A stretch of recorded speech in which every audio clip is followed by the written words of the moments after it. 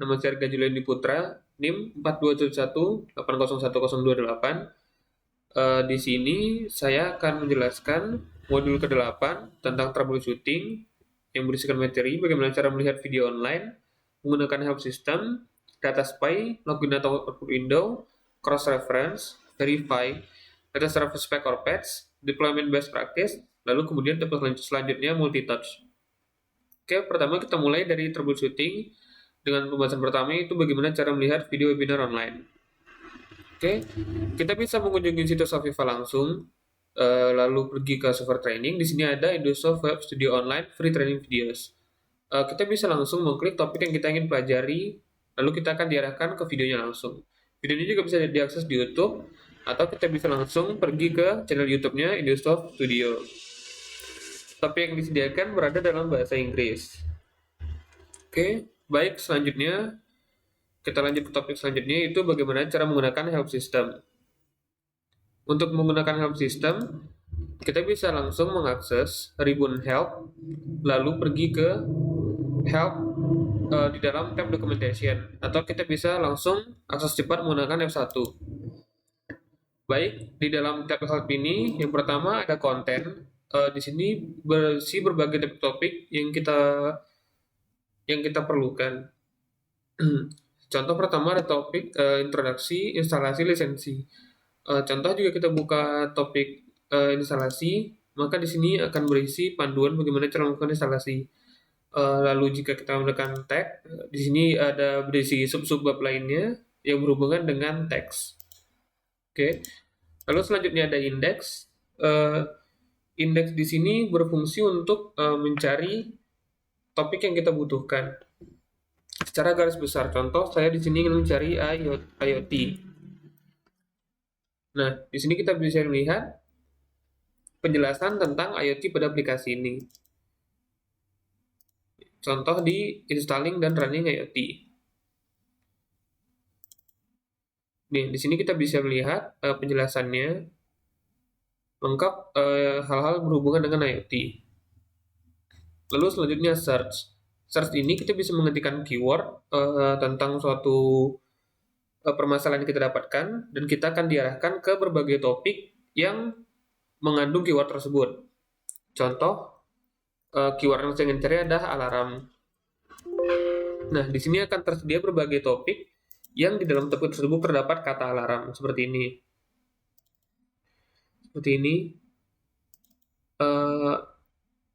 Jadi berbagai macam topik yang mengandung kata alarm akan dimunculkan di list topik di sini. Oke. Selanjutnya kita ke topik yang ketiga, yaitu data spy, login atau output window. Di data spy ini,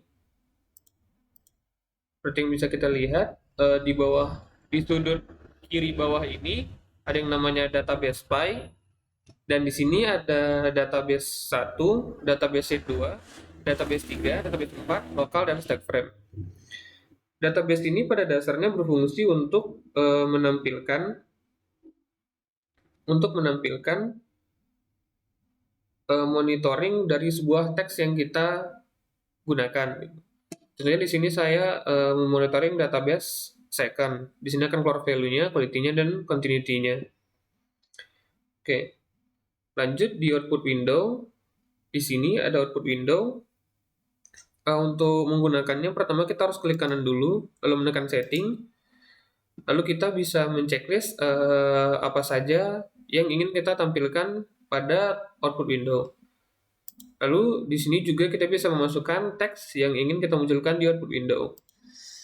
Untuk menambahkan variabel pada database spy, kita bisa klik 2 kali pada database-nya, lalu kita bisa memasukkan variabel yang kita mau.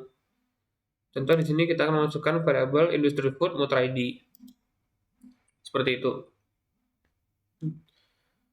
Lalu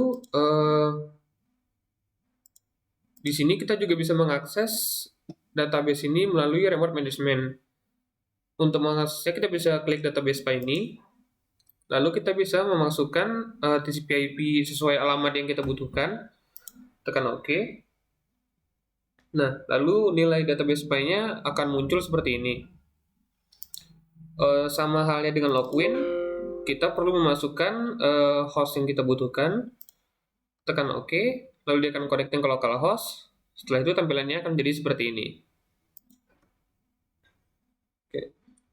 Baiklah, kita lanjut ke topik selanjutnya, yaitu cross-reference.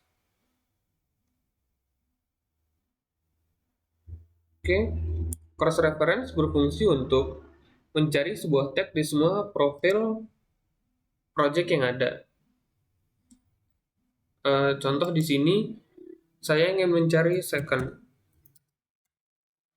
Nah, setelah kita mengetikkan teks yang kita ingin cari, kita bisa langsung menekan cross-reference. Setelah itu dia akan melakukan proses pencarian, lalu akan muncul output di sini, di mana saja teks second itu digunakan. Contoh di sini di report ccv.ref, di sini second digunakan. Seperti itu. Baik, kita lanjut ke selanjutnya, itu verify. Di sini verify ini untuk memverifikasi project file yang kita punya, lalu mencari error serta mengoptimasi jalannya waktu jalannya program. Oke, untuk menggunakannya kita cukup menekan verify, lalu di sini ada peringatan, kita tekan yes saja. Nah, di verify project di sini ada dua hal. Kita bisa meremove file sementara atau meremove baris kosong yang ada di database kita. Di sini kita bisa juga memuat password. Lalu untuk memverify kita tinggal menekan verify.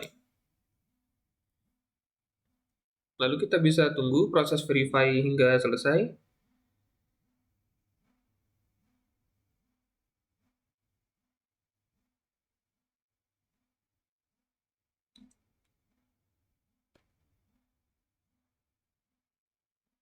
Ketika proses verify berjalan, dia akan mengecek satu-satu program kita untuk memastikan apakah program kita ada error atau tidak. Jika ingin aplikasi ini berjalan dengan waktu yang optimal, kita bisa mengaktifkan remove blank line dan juga remove temporary project file. Jadi dia akan menghapus file temporary project dan juga baris-baris kosong untuk mengoptimalkan waktu kerja aplikasi.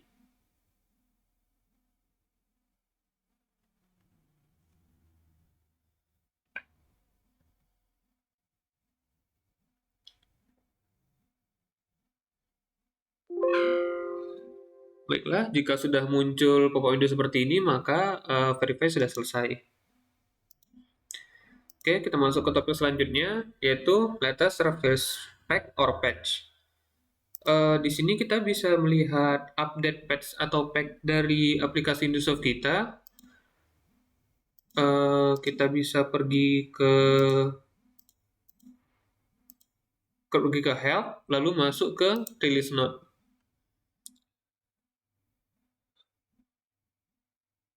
Oke, di release note ini berisi berbagai informasi tentang update-update apa saja yang ada di aplikasi kita. Contoh di sini Indosoft Home Studio edukasional versi 8.1 Service Pack 3 yang dirilis pada hari Senin tanggal 28 Januari tahun 2019. Di sini berisi keterangan tentang mulai dari ID, tipe data, dan deskripsinya.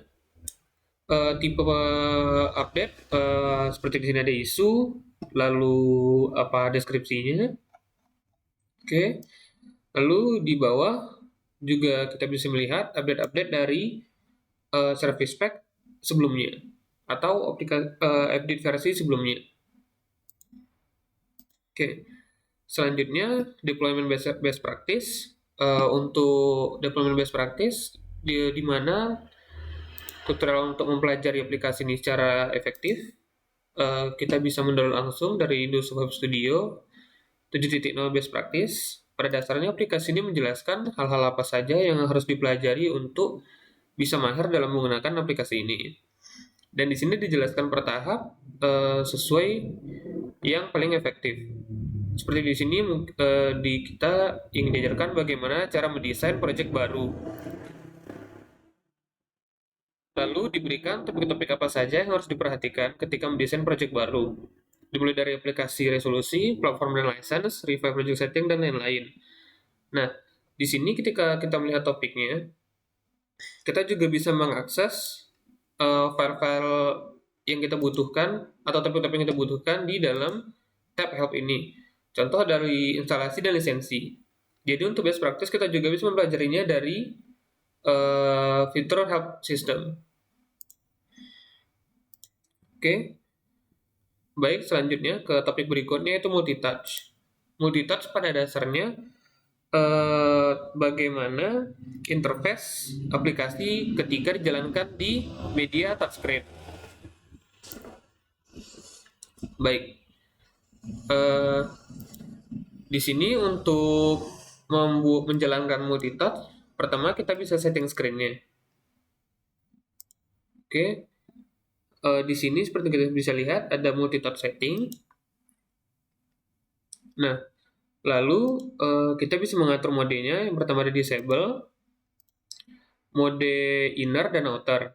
Inner dan outer ini merupakan mode zoom. Perbedaannya adalah untuk mode inner dan outer, ketika kita melakukan zoom, di sini contoh tampilan original, di mana yang berwarna abu-abu ini adalah screen, yang warna hijau adalah objek. Ketika melakukan zoom inner, maka yang terjadi perbesaran hanyalah objeknya saja, namun screen-nya tidak berubah. Namun jika menyeting zoom-nya outer, maka kita melakukan zooming, screen dan objek ikut membesar. Kayak seperti itu.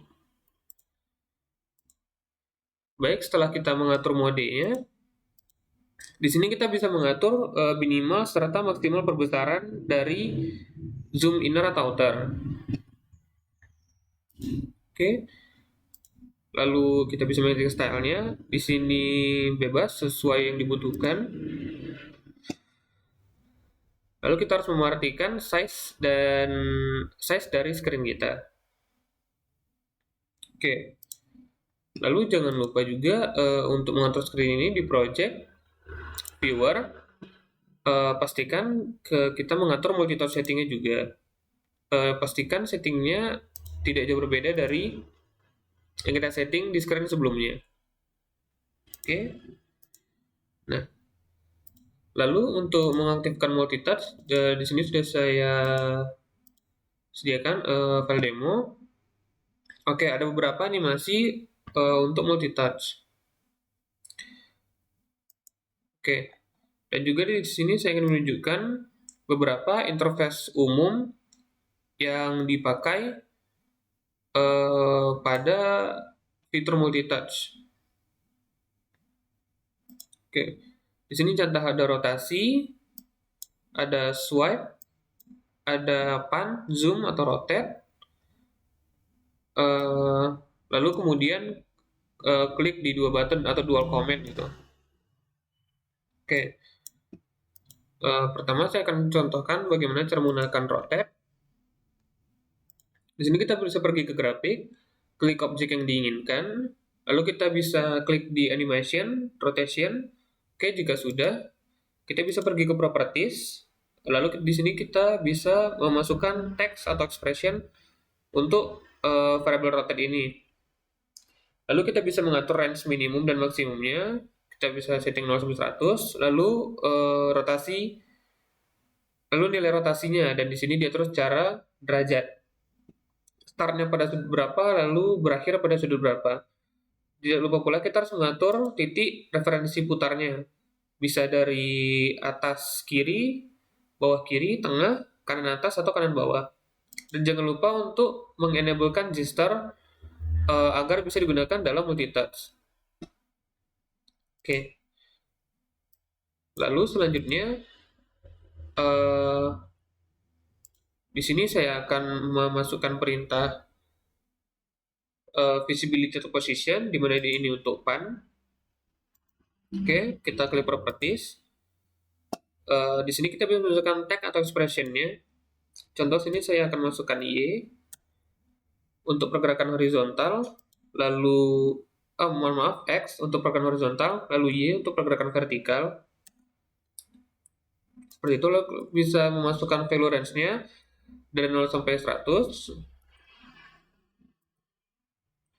Lalu objek ini berada di posisi mana, 0 sampai 100. Begitu juga dengan variabel Y-nya. Lalu kita seperti pada rotation, kita bisa mengatur titik referensi pergerakan, left, center, atau right. Di sini saya akan menggunakan center. Jangan lupa untuk mengaktifkan slider atau gesture. Baik. Lalu selanjutnya kita bisa pergi ke grafik lagi untuk mengaktifkan gesture zoom. Oke, saya akan mematikan yang visibility atau position. Lalu kita bisa mengklik yang resize. Ini berguna untuk zoom in atau zoom out. Seperti biasa, kita klik kanan properties lagi. Di sini kita lihat variabelnya ada height dan width. Di sini kita bisa masukkan variabel lagi. Contoh saya akan menggunakan H. Oke, kita bikin tagnya tipenya integer dan juga W. Oke. Nah, lalu di sini kita seperti biasa memasukkan range value-nya 0 sampai 100, lalu size range-nya berapa persen, 0 sampai 100%. Kemudian tidak lupa juga untuk mengatur referensi pertambahan dari nilainya. Bisa untuk yang panjang itu ada atas dan bawah, lalu tengah. Untuk yang lebar itu kiri kanan dan tengah. Jangan lupa untuk mengatur enable dari gesture-nya. Ya, sekian. Saya tidak bisa mencontohkan dari fitur multitouch ini karena device yang saya gunakan tidak memiliki fitur touchscreen. Namun itu saja yang dapat saya sampaikan. Bila ada salah kata, mohon dimaafkan. Terima kasih.